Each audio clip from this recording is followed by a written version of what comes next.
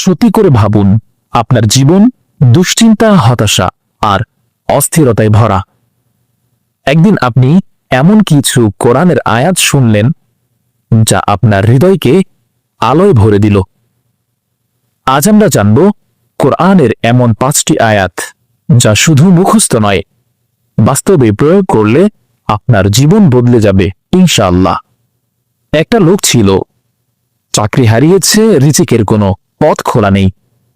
তবুও সে হাসি মুখে বলল, আমার রব আছেন, তিনিই ব্যবস্থা করবেন।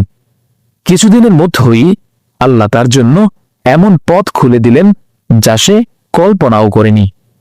কোরআনে পাকের ভেতরে এসেছে, ওমান ইয়াতাওয়াক্কাল আলাল্লাহি ফাহুয়া হাসবু, যার অর্থ, আর যে আল্লাহর উপরে ভরসা করে তবে তিনিই তার জন্য যথেষ্ট।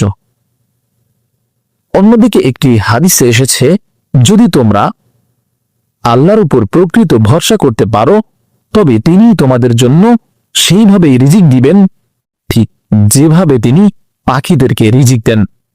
তোমরা মানুষ নয়, পরিস্থিতি নয়, শুধু আল্লাহর উপরই ভরসা করো। উম্মে সালমা রাদিয়াল্লাহু তাআলা আনহা তার স্বামী হারিয়ে ভেঙে পড়েছিলেন, কিন্তু তিনি ধৈর্য ধরেন, আল্লাহর কাছে দোয়া করলেন। কিছুদিনের মধ্যে আল্লাহ তাকে রাসূল সাল্লাল্লাহু আলাইহি ওয়াসাল্লামকে স্বামী হিসেবে উপহার দিলেন, যা তার কল্পনার বাইরে ছিল। পবিত্র কোরআনে উল্লেখ আছে, ইন্না মাআল উসরি ইউসরা, যার অর্থ হচ্ছে নিশ্চয়ই কষ্টের পরে স্বস্তি আছে। অন্যদিকে আরেকটি হাদিসে এসেছে, জেনে রাখো, ধৈর্যের সাথে বিজয়, কষ্টের সাথে স্বস্তি এবং দুর্দশার সাথে সহজতা, এগুলো সবকিছুই রয়েছে। প্রতিটি অন্ধকার রাতের পরই ভোর আসে। রাসূল সাল্লাল্লাহু আলাইহি ওয়াসাল্লাম একবার এক বৃদ্ধা মহিলার ঘর ঝাড়ু দিলেন, শুধু তার মন ভালো করার জন্য। সেই মহিলা ইসলাম গ্রহণ করলেন, কারণ তিনি বুঝলেন ইসলাম মানে দয়া আর সুন্দর আচরণ। আল্লাহ পাক বলেন, ওয়াকুলু লিন্নাসি হুসনা, মানুষের সাথে সুন্দরভাবে কথা বলো।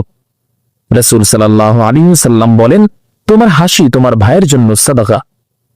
একটি সুন্দর কথা, এক টুকরো হাসি কারো পুরো দিনকে বদলে দিতে পারে।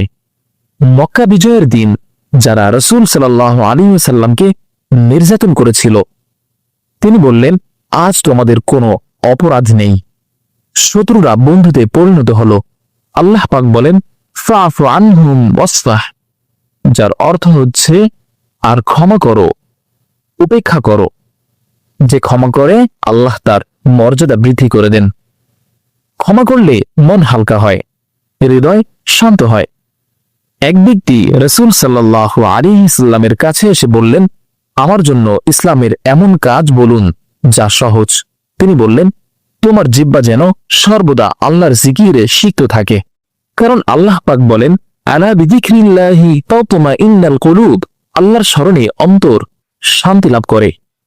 হাদিসে এসেছে, রাসূল সাল্লাল্লাহু আলাইহি ওয়াসাল্লাম বলেন, যে তার রবকে স্মরণ করে আর যে স্মরণ করে না, তাদের উদাহরণ জীবিত ও মৃত মানুষের মতো। জিকির হলো হৃদয়ের অক্সিজেন। তো বন্ধুরা, কোরআন শুধু পড়ার বই নয়, এটি আমাদের জীবনের ম্যানুয়াল। আজ থেকেই এই 5টি আয়াত আপনার জীবনে প্রয়োগ করুন, দেখবেন আল্লাহ পাক কিভাবে আপনার পথ সহজ করে দেন।